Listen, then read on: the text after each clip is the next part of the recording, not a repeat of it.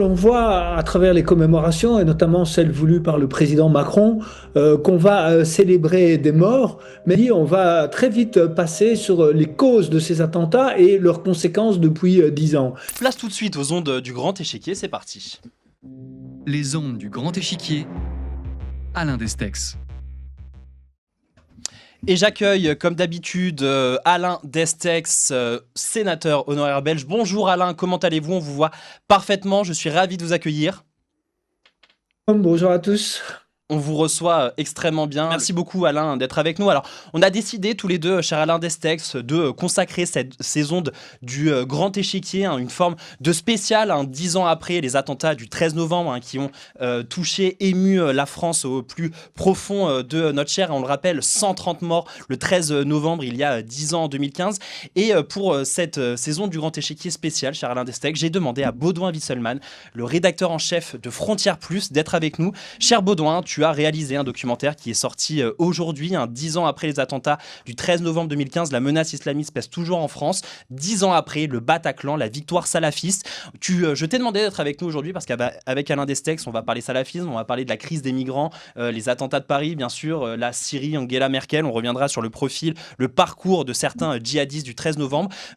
Cher Alain, avant de débuter sur votre chronique, pourquoi m'avoir proposé aujourd'hui, 10 ans après, de revenir sur ce flot de migrants de 2015, sur Angela Merkel, la politique d'Angela Merkel, la crise syrienne? Pourquoi est-ce que c'était important pour vous, dans les ondes du Grand Échiquier aujourd'hui, de faire une sorte de background 10 ans en arrière?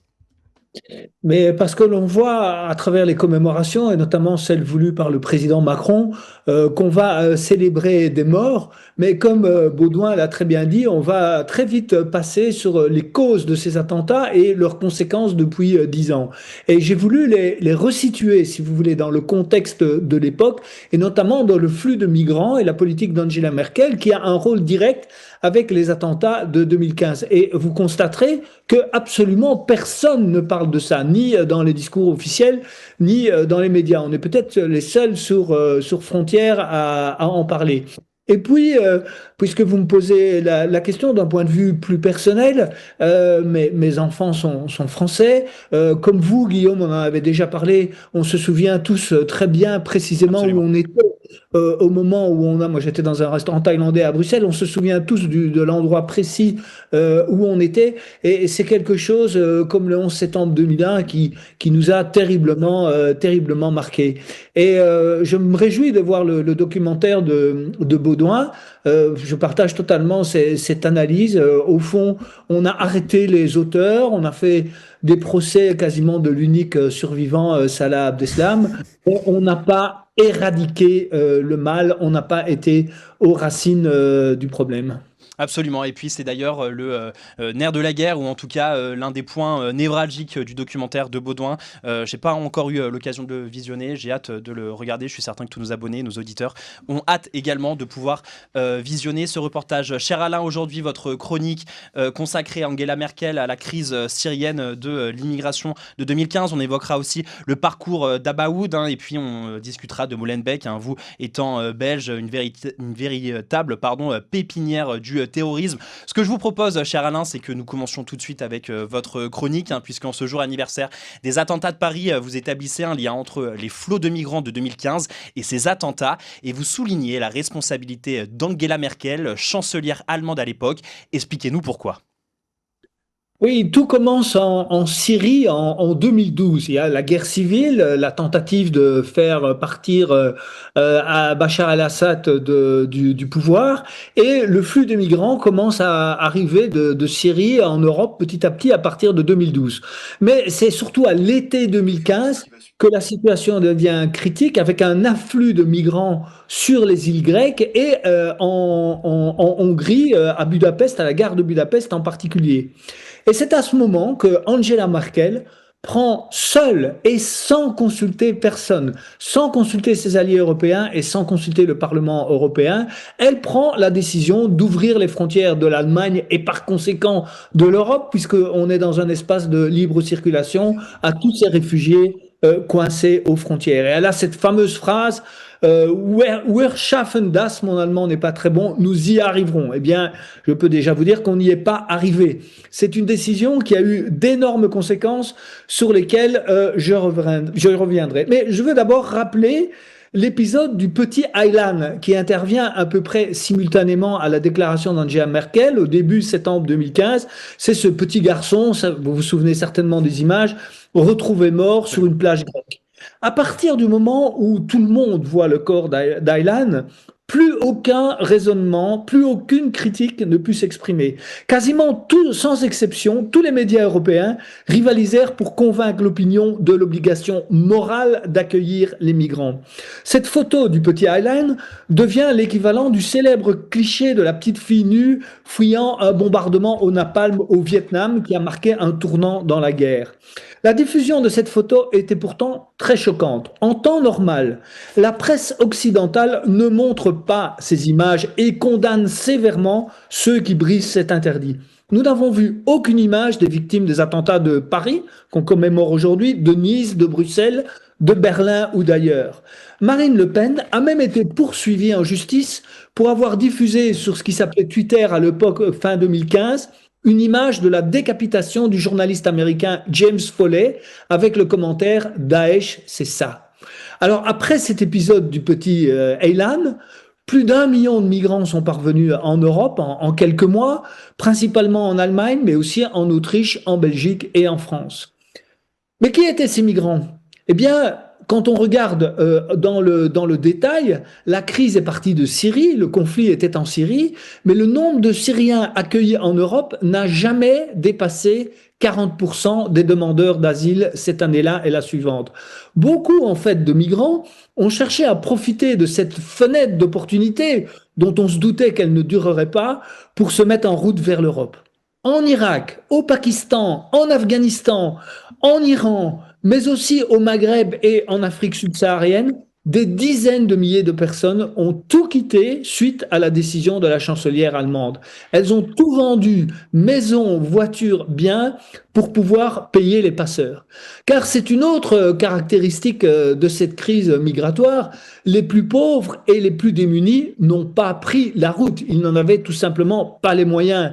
Pour parvenir en Europe, il fallait débourser entre 3 et 10 000 euros, des sommes qui étaient directement données aux passeurs. Alors par la suite, lorsque l'Union européenne et la Turquie conclurent au prix fort pour l'Union européenne un accord pour bloquer les passages, des centaines de milliers de personnes parties à l'appel d'Angela Merkel se sont retrouvées coincées en Libye et en Turquie après avoir tout fendu.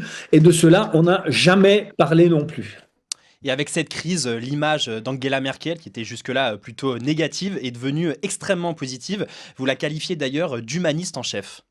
Ah oui, ça c'est absolument formidable, Guillaume. Alors là, évidemment, on a aussi oublié, mais l'image d'Angela Merkel avant cette crise migratoire, c'était quoi? C'était la chancelière de fort, la femme dure, qui voulait que la Grèce, l'Espagne, le Portugal, l'Italie remboursent leurs dettes. C'était celle qui voulait contrôler les comptes et éviter que l'Allemagne paye pour les autres. Et puis du jour au lendemain, son image est devenue très positive. Encore plus quand elle a décidé d'abandonner le nucléaire, et cette image est restée positive jusqu'au début de la crise en Ukraine, où là, on s'est souvenu qu'elle avait fait des accords gaziers avec le méchant Vladimir Poutine. Et aujourd'hui, elle conserve une bonne image dans certains milieux, notamment à cause de son soi-disant humanisme qui nous a quittés si cher. Mais si on essaie vraiment de faire son bilan par rapport à la crise migratoire, qu'est-ce qu'on voit? D'abord, on l'a dit, l'arrivée en Europe de plus d'1 million de personnes, en très grande majorité des hommes. Où étaient les femmes qui fuyaient la guerre? Elles n'étaient pas là en tout cas. La plupart de ces hommes n'étaient pas des réfugiés de guerre, ils cherchaient simplement à améliorer leurs conditions. Et par la suite, évidemment, des millions d'autres sont venus à travers le regroupement familial. On lui doit aussi donc les multiples attentats terroristes dans les années suivantes, liés à l'arrivée de centaines de milliers de personnes contaminées par l'idéologie radicale. Mais il y a eu aussi une radicalisation et une réaction profonde des peuples européens. La campagne de référendum du Brexit a eu lieu en 2016, un an plus tard, et la campagne du Brexit a été fortement influencée par ce débat sur la crise des migrants l'année précédente. De même, en Allemagne, il y a eu des élections en 2017 et l'AfD, l'alternative pour l'Allemagne, a obtenu 13% des voix et 84 sièges au Bundestag. C'était sa première entrée au Bundestag et elle est devenue, du coup, le troisième parti après la CDU et le SPE, le SPD. Alors, donc, les relations étaient déjà tendues par rapport à l'immigration en Europe, mais elles se sont radicalisées et polarisées après. D'autant plus que, par la suite, toujours Merkel a imposé à l'Union européenne une politique de répartition des migrants selon les quotas dans les différents pays. Donc, elle a utilisé les autres pays pour créer un problème, pour plutôt résoudre un problème qu'elle avait créé et amplifié. Il y a une des conséquences de l'action de Merkel, ça a été aussi une division profonde entre gouvernements européens, avec un schisme croissant entre l'Est refusant les vagues migratoires et l'Ouest les acceptant contraints et forcés. Et c'est à ce moment-là que Budapest a décidé de construire un mur pour empêcher l'arrivée de migrants. Alors, Madame Merkel donc, nous a emmené des attentats terroristes islamistes, des dizaines de milliers d'individus radicalisés qui ne s'intégreront jamais à nos sociétés et une recrudescence terrible de l'antisémitisme dans plusieurs pays, dont la Suède, l'Allemagne et la Belgique, bien avant le 7 octobre 2023. Alors, je crois, en conclusion de cette partie, on peut vraiment dire bravo et merci Madame Merkel.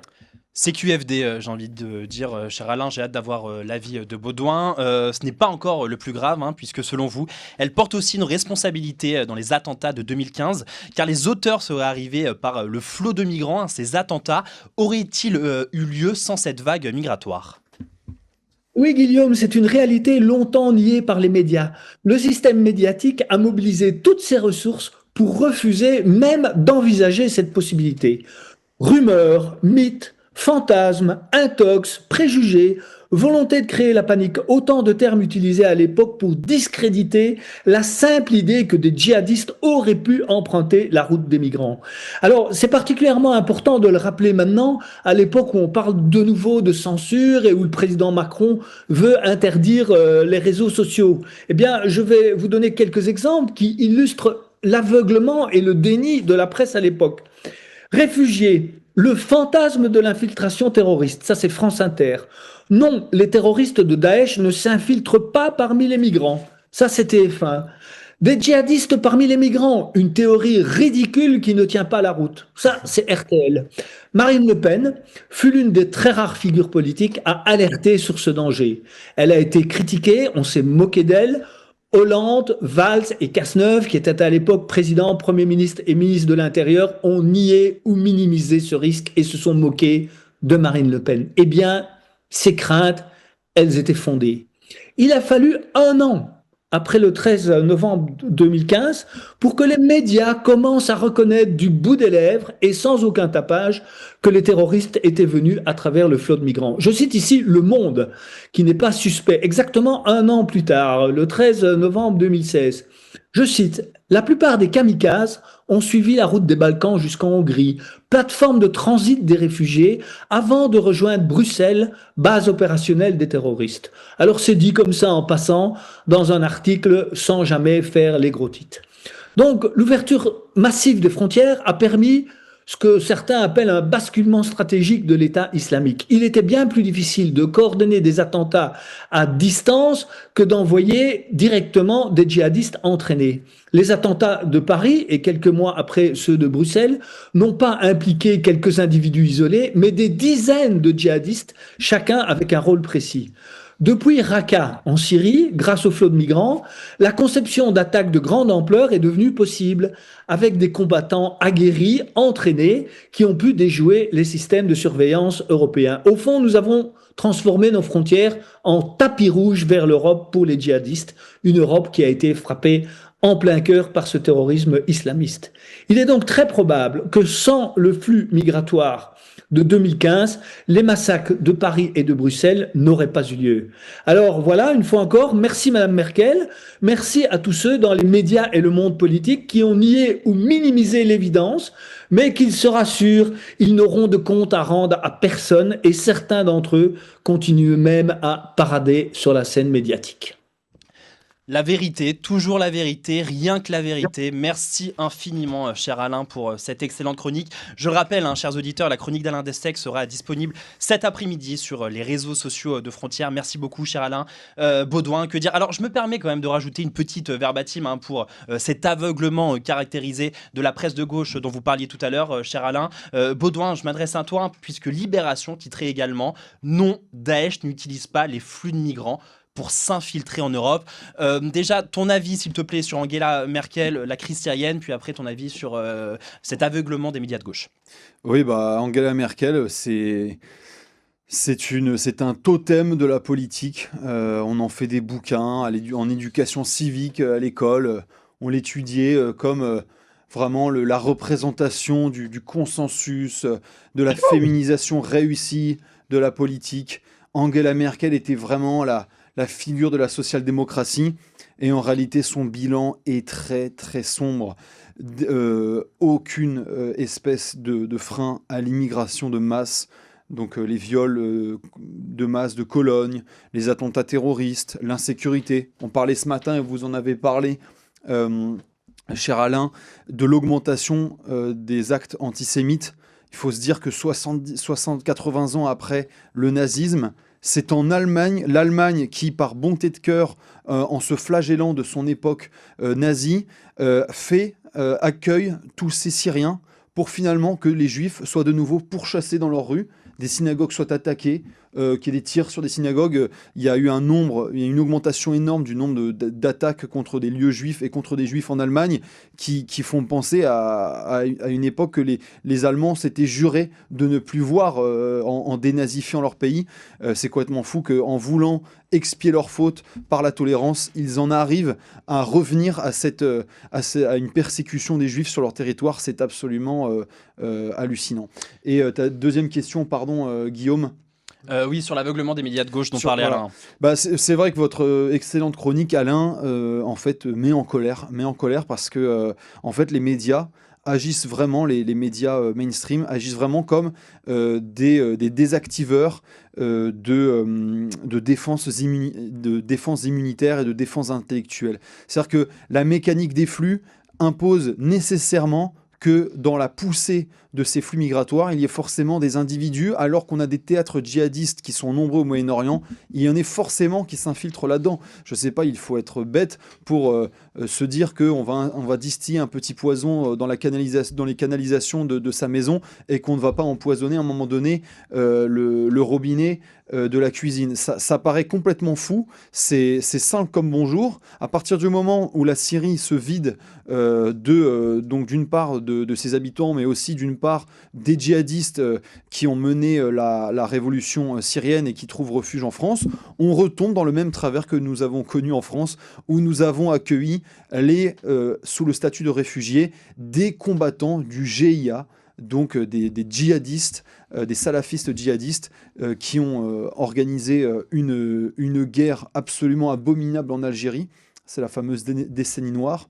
Et pourtant, nous avons continué à ça. Et les médias de gauche préféraient prendre le risque de dire quelque chose factuellement faux, d'avoir tort dans 15 jours, dans 1 mois ou 2 mois, plutôt que de risquer de parler mal de l'immigration et donc de remettre en question leur croyance en un modèle de société, c'est-à-dire à l'idée que l'immigration ne pourrait être que bénéfique à nos sociétés occidentales. Les médias agissent comme un nouveau clergé, sont incapables de penser contre eux-mêmes. Donc, le migrant est forcément bon par essence, donc le terroriste ne peut pas se glisser parmi ces flux. C'est de la négation du réel et ça débouche à des catastrophes, aux attentats du 13 novembre, à l'attaque, au massacre, au bain de sang de la cathédrale Notre-Dame de Nice en 2018-2019. Vous me pardonnerez si je me trompe.